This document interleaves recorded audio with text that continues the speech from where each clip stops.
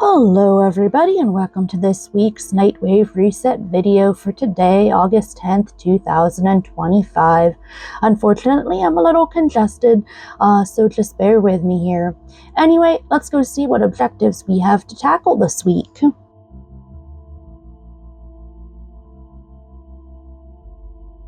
So in the objectives this week, as always, we have kill 500 enemies, complete 15 missions, and kill 30 Xmas units. These are here every week, so please make sure that you are doing them because they do not return as recoverable objectives, unlike the other normal weekly objectives that you will see, like the 4,500 and the 7,000 cost. So again, just make sure you're doing those 3 weeklies. Then after that, we have the price of freedom, free 1 captured Solaris using a random crown. Now this one, when you're on Corpus ships, these guys are usually down in the basement. You see like this little random crown, it'll be like a yellow marker, and it doesn't matter which color of random crown that you insert. Like there's a couple ones that drop from the treasurers. But yeah, these guys are usually down in little basement nodes, so make sure that you're just checking the bottom floors of the map for these guys. And you may have to run a couple missions till you find one, and they will give you a few 100 points of Solaris reputation. But yeah, that's how you do that objective. And then next we've got kill the Profit Taker. This is not very fun solo, so I'm going to recommend that you hit up the recruiting chat to get a group for this. Also, you do have to be maximum rank with the basic Solaris, the Fortuna faction. Like you have to be maxed out with Orb Valis in order to gain access to the Solaris United faction. So if you're not rank 5 with Orb Valis, just keep in mind you need to be out doing those bounties to actually rank out in order to do this objective. And then we've got gather, collect 4,000 resources. This is 4,000 resources of any type, so should be pretty easy. And there's no limit on like what specific resources. It's just any resource. And then after that, we've got complete 2 Void Armageddon missions. Void Armageddon is in the Zariman chart here. So you're just gonna select that mission. You could also do this as a bounty. So you may want to check the Holdfast first and see if there's any bounties for this zone, because that way you could be getting bounty items as well as completing this objective. And then in the dailies, we have kill 3 drones or ospreys with your melee weapon. We have pick up 20 energy orbs. That should be really easy for everybody at least. And then we've got kill 150 enemies with magnetic damage. Magnetic is actually cold and electric. Moving on to the credit store this week, as always, there's the Vobin parts, the Orcan items, the Nitane, the Kuvan, the Nihil's We Blood. If you need any of these items, they're always there. So if you're coming up on the end of the season here, which I will cover as soon as we get a date for when the end of the season will be. But anyway, if you have spare credits to use and nothing else to use them on, here's all of those items. Then we've got the Trinity Aura helmet. We've got the Atomo Solstice skin if you enjoy playing with this weapon. We've got the Dagoth Gonsian helmet. We've got the Titania RI helmet. We've got the Stynex and Mora helmet. There's the Ivara Loxley helmet. I think these helmets are cool, but I don't like the face on this one. I just don't. I like the hat, but not the face. We've got the Ember Phoenix helmet. It's just a basic Ember helmet. We've got the Limbo Magritte helmet. We've got the Mag Goss helmet.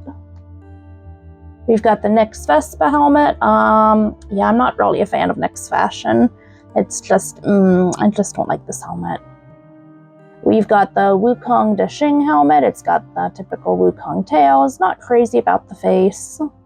We've got the Loki Swindle helmet. It's an average Loki helmet. We've got a Baruch Moreau helmet. I don't really have opinions on this.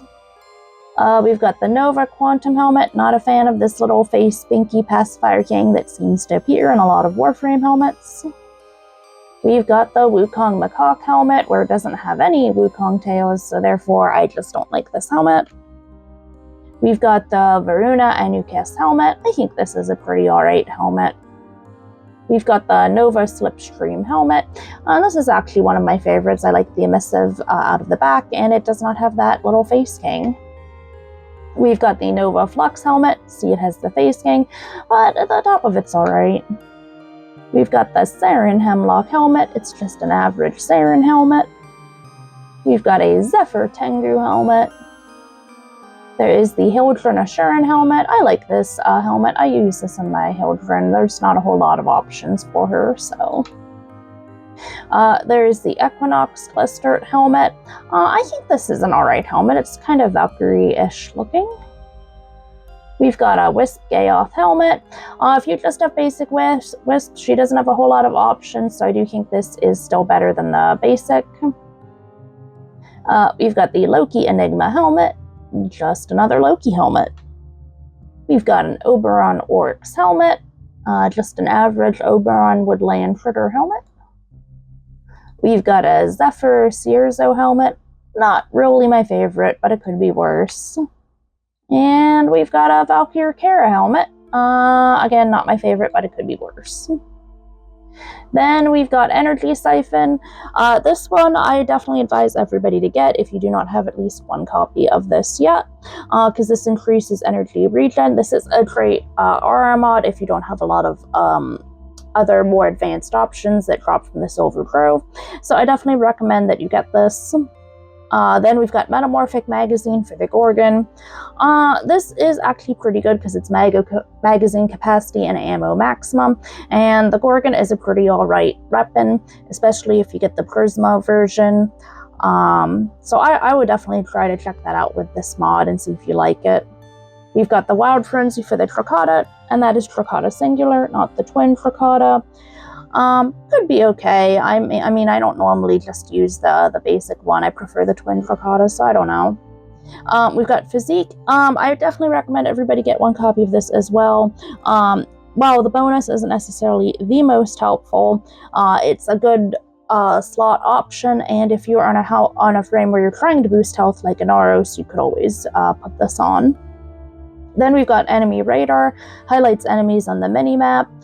You could use this on some frames, so if you don't have this, I mean, I just advise that you get one of each aura just for collection purposes, but definitely Energy Siphon you definitely need to get. And then we've got Bursting Mass for the Mutalist Quanta. Could be worth trying this weapon out with this mod, if it appeals to you. We've got Dizzying Rounds for the Bronco, that's Bronco singular, not the Ak Bronco. We've got a Marilock Desert Camo skin, if you like this weapon.